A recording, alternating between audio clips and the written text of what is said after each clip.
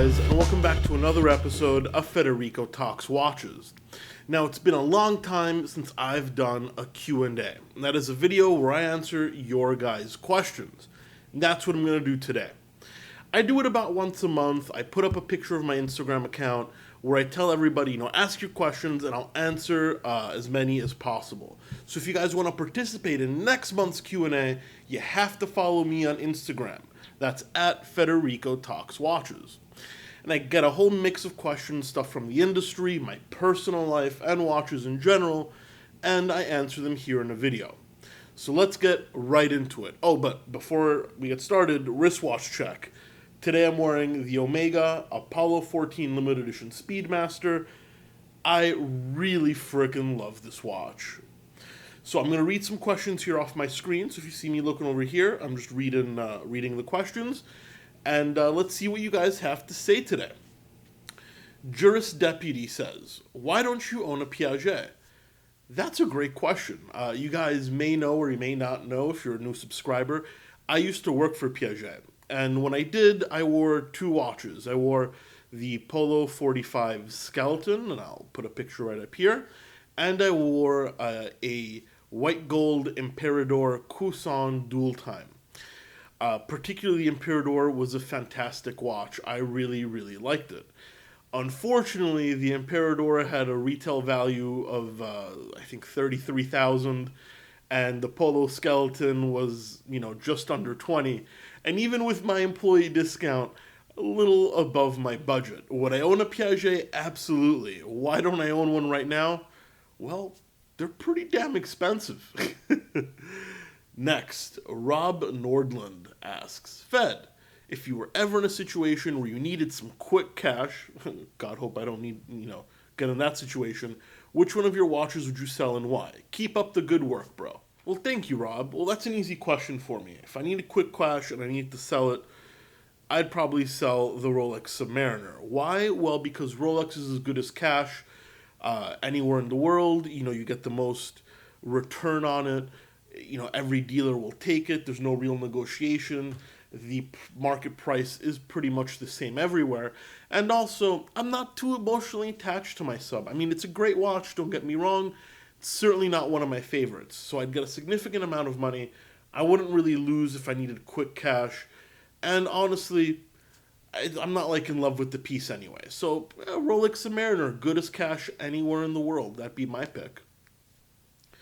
Iacono Nicholas. Oh, I recognize you, Iacono. You've asked a few questions here. Ciao, Federico. I have a vintage Gerald Genta calendar chronograph. Awesome freaking watch. Which was passed down to me, and I want to get it serviced by an AD since I don't have any reputable independent watchmaker where I live. Do you know where I can get it fixed? By the way, any plans of getting your hands on a new Santos? Forza Napoli sempre, bravo, Forza Napoli. Soccer reference for you Americans. And keep up the awesome work. Well, thank you so much, Nicholas. One little problem with your question. You don't really mention where you live. But I'll say this. It's a good time to plug my business. If you don't know where to get it serviced, here at Delray Watch Supply, delraywatch.com, that's my website where I sell pre-owned watches. I have watch service. I sell cool gear. I even buy watches if you guys want to sell. I have a great watchmaker by the name of Hans, or as I call him, Hansi. And he will work on that watch for you, no problem, and will give you a 2-year warranty. As far as an AD, if you need to go to an AD, you need to go to a Bulgari AD because they own the Gerald Genta brand. But if you're in the United States, shoot me an email. I'll give you a quote.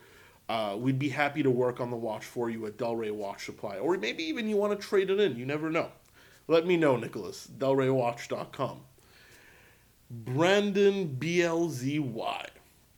What do you think of paying premiums for watches like the ceramic Daytona and the steel 5711 Nautilus? Why is it justifiable that the 5711 steel costs as much or even more than the gold in some cases? This is quite easy. What do I think of paying premiums? I don't pay premiums. I don't even pay retail. However, if I wanted a 5711, even with my quote-unquote connections, even I would pay a premium. I mean, it's simple. How badly do you want the watch? Is that the only watch you want? If the only watch you want is a ceramic Daytona or a 5711, I mean, the ceramic Daytona, you could probably get it if you know AD, if you have decent AD connections. But a 5711, you have no choice. You're paying a premium, period. So what do I think? I don't do it. But if that's the watch you want, and that's the only watch you want, then, tough nuggets, guys. You're paying a premium. It's all you can do. Why does it cost more than the gold? Simple, supply and demand. People want the steel watch. I think it's very expensive right now. But, the steel is way more in demand than the gold. Hence, the steel costs more than the gold because more people want it. It's pretty simple economics, but I can understand how some people are, they question the pricing a little bit because it is a little nuts. Danny Alexandru asks, one $500 everyday watch, what would you buy? Please answer me. I'm getting the watch in a few days. Well, Danny, under $500, and I've made a whole video about the best watches under $500. Guys, type it in on YouTube, best watches under $500, Federico Talks Watches, it'll come up. But for me, it's easy, and it's significantly under $500. And that is the Hamilton Khaki King. Now, you have two choices. You have the one with the ETA movement. You have one with the modified H80 movement. Fantastic watch. You get a great ETA or ETA movement.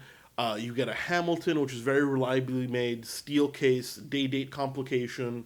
It's a field watch, so it's versatile. Not great for the dressiest of occasions, but you can wear it with a suit on the appropriate strap, or you can wear it with a polo, like I wear basically every day. And it's just a great watch, 40 millimeters, tough, versatile, Swiss movement, but not too complicated, so it's easily serviceable. And for under $500, it's fantastic. Hamilton Khaki King Automatic, I don't think there's a better choice in that price range. Road and Wrist. This is Jesse Martin from Hoboken Watch. If you were to choose one watch from the Holy Trinity, which would it be and why? This is a tough question for me because I'm not a huge AP fan. Vacheron is nice, but doesn't really speak to me. Patek, yeah, I love him, but I think there's other choices out there. So I'm not really a Holy Trinity guy. But if I had to pick one, it would be the Patek Philippe 5146 annual calendar. It's the second annual calendar generation they made after the 5035. It's got a moon phase, and everybody knows I'm a sucker for a good moon phase. It's classic Patek dial. And you know what? For all the non-Nautilus freaks, if you're new to the industry or to collecting, you may not think this. But for most of the old-school Patek Philippe guys, when you say Patek Philippe, the watch that comes into their head is a 5146. Mostly on a strap. But me, being a little ostentatious, I love it on the yellow gold bracelet. Annual calendar, beautiful dial, great proportions, automatic, 5146 all the way. Hey Jesse, you want to lend me the money to buy that watch? And then we have MDPDMD222. Why do some high-price watches do not have hacking features? Why do some high-price watches not have hacking features? Well, it's pretty simple. Most high-price watches that don't have a hacking feature use old movement architecture. Some of the Calatravas don't hack. It's a lot of watches. Not too many examples come into my mind apart from probably the Calatrava. They don't hack because the movement was created a long time ago, and hacking is more of a modern feature. Yes, it existed many, many years ago. However, it's only become common in the past 30, 40 years. And when some companies use these old school movement architectures, it's just easier to not include hacking. They make the movements today with modern technology, but they just don't add that feature in.